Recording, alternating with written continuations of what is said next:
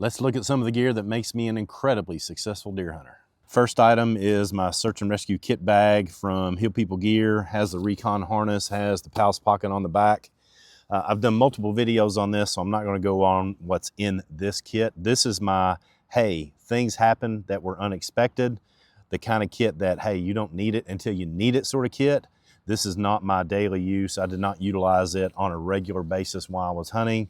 So check out, it's basically a survival kit the way I carry this. Check my videos on that. I'll have a link in the description below. Now let's move on to other stuff I did use. There's some items on this table that are brand spanking new, and there's some items I've been utilizing for almost 40 years. So the first one right here is the newest piece of kit on the table. This is the Hill People Gear Serape, the Backpacker Serape. I didn't carry this to the stand, but I did utilize this while I was at deer camp to basically, this was my blanket throughout the whole weekend. So this is what kept me warm. It wasn't exceptionally cold, but it worked well for that. Another thing, I don't talk about this often, but oftentimes when I'm around other people and I have to change clothes or I have to do a wet wipe bath or something of that nature, I'll put this on, get naked underneath of it, and do everything I need to, being covered up, and then I'll take it off when I get my clothes on and all that kind of good stuff. Fantastic piece of kit. I love the new backpacker size, and check it out, Hill People Gear Serape Backpacker. The pants that I wore were, man, I've had these for about 3 or 4 years and they worked out really well. These are Carhartt in Realtree Extra. Some of the features that I really like about these is they have a fleece lining on them, which makes them rather quiet even when you're walking. And they're small enough that you can tuck them in your boots, or you can button them up and get them tight around your boot at the bottom. The other thing I like is if you put them on and off with your boots on, they have zippered openings at the bottom so that you can get them on with your boots while they are already on you. But again, huge bellows pockets.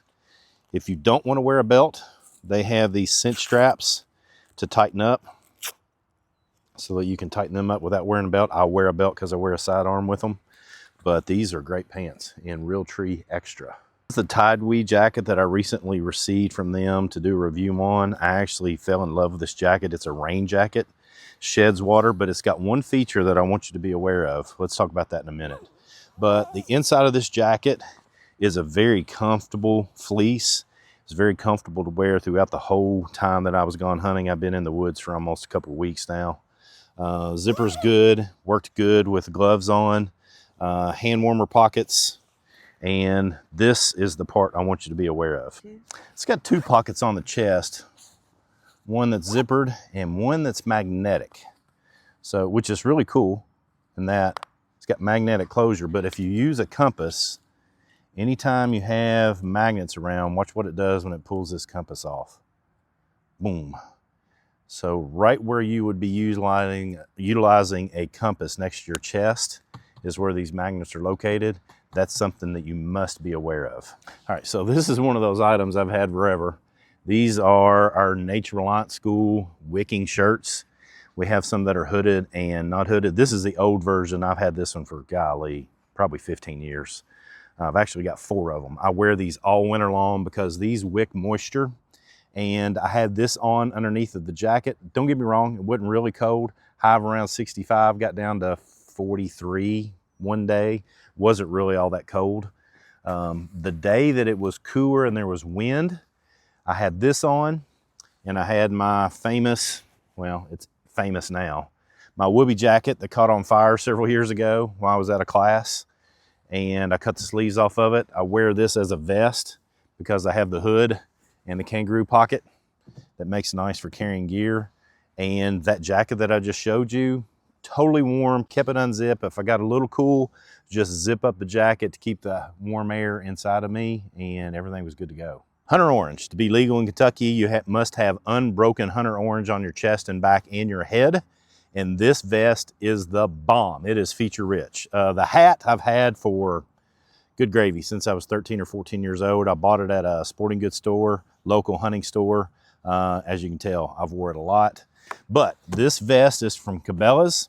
It is not waterproof, but it is water resistant. It sheds some water, but let's talk about some of the features. It's got a zip pocket on the chest, It's got a horizontal zip pocket that is supposed to fit a phone, but it doesn't fit my phone. It's got really cool pockets set up on the outside, okay? Number one, you have some bellows type pockets which will hold shells if you want to.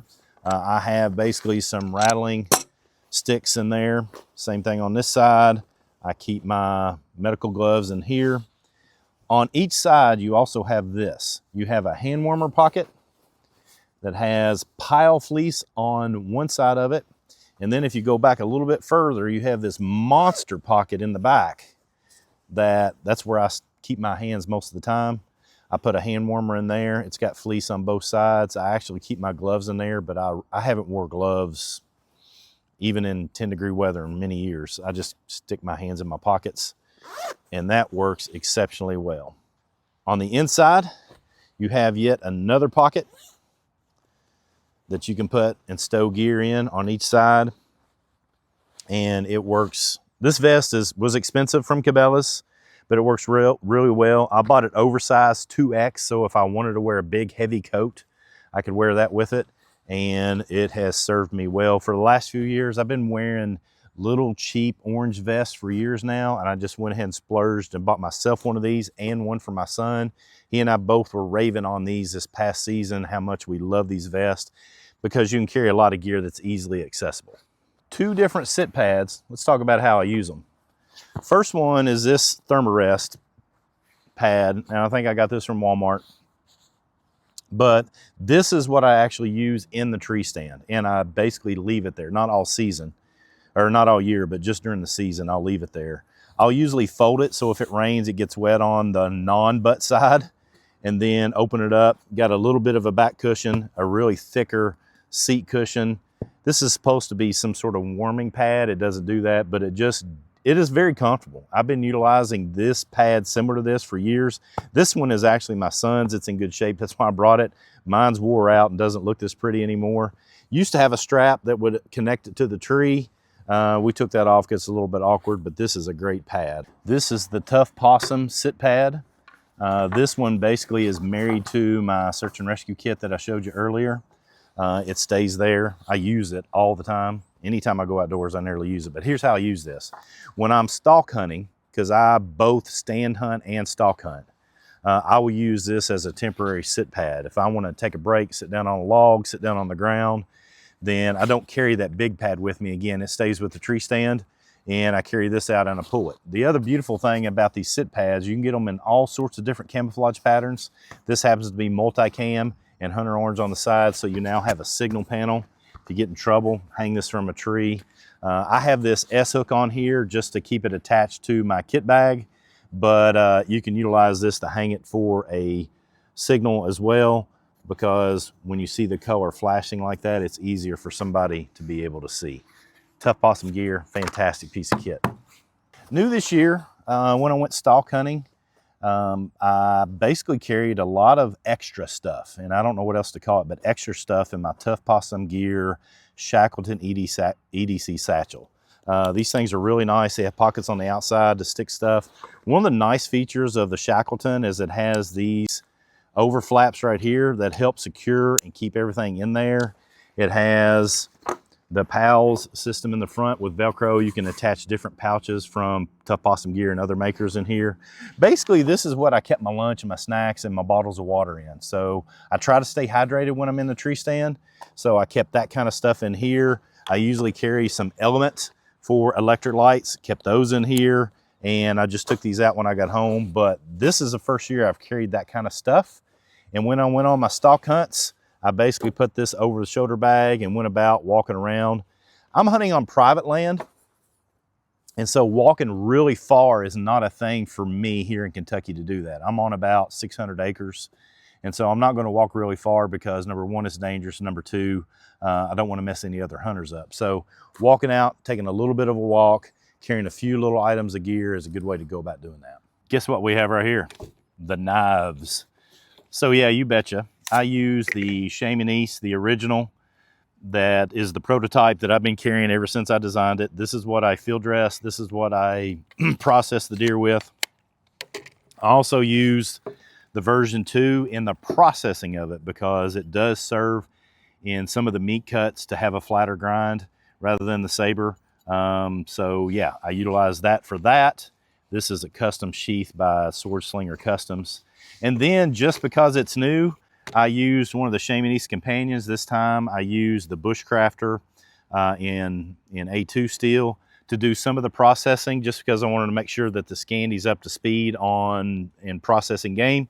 Obviously it is. A sharp knife is going to be able to do what you want it to do. Overkill on the knives, but I'm always testing, particularly my designs, to make sure they do what I tell people that they're going to do. I've got a deer, my son got a deer, 3 of our other crew members in our deer camp got deer, and these knives were utilized in nearly all of them to do some processing or field dressing and stuff of that nature, and they work exceptionally well. One thing I would remark about the Chamonix is the curvature. One of the things that makes it nice is that when you stick it in there to cut open the abdomen to start getting the entrails out, and then particularly when you're standing over top of the deer and you're cutting through that rib cage, that curved version, that's part of the reason, just part of the reason why it's curved. So that when I get up underneath that rib cage, the way I always do it is I get underneath the deer, pull it up, and then bounce it, and I bounce the deer on the blade, and it cuts through that rib cage rather easily, rather than me trying to force it through and that nature. So that's what that curve is there for, or part of the reason it's there. Hey, bonus, while I was at Georgia Bushcraft, I picked up a matching ferro rod for the Bushcrafter from LT Wright Knives. These are fantastic, fits in that sheath really well, matches, because they have all kinds of different sort of handle material, so that matches up and makes for a nice set. Last but not least, probably one of the most important things are your feet. You got to take care of your feet. They got to stay warm, they got to be comfortable, or you'll want to go back to the house. So I wear Carhartt merino wool. No, these are not Carhartt. I thought these were Carhartt. These are Bombas merino wool socks, exceptionally comfortable. And then I have muck boots because they keep my feet dry, they keep my feet warm. I don't wear insulation. If I want warmer feet, I'll put a thicker pair of socks on. And this has got to be the dumbest name I've ever seen for a boot besides muck. These are the Pathfinder muck boots. Stupid name. I don't know where they came up with that name, but I do love muck boots. They're really good, so check them out. Hey, I don't know it all, but I've killed a bunch of deer.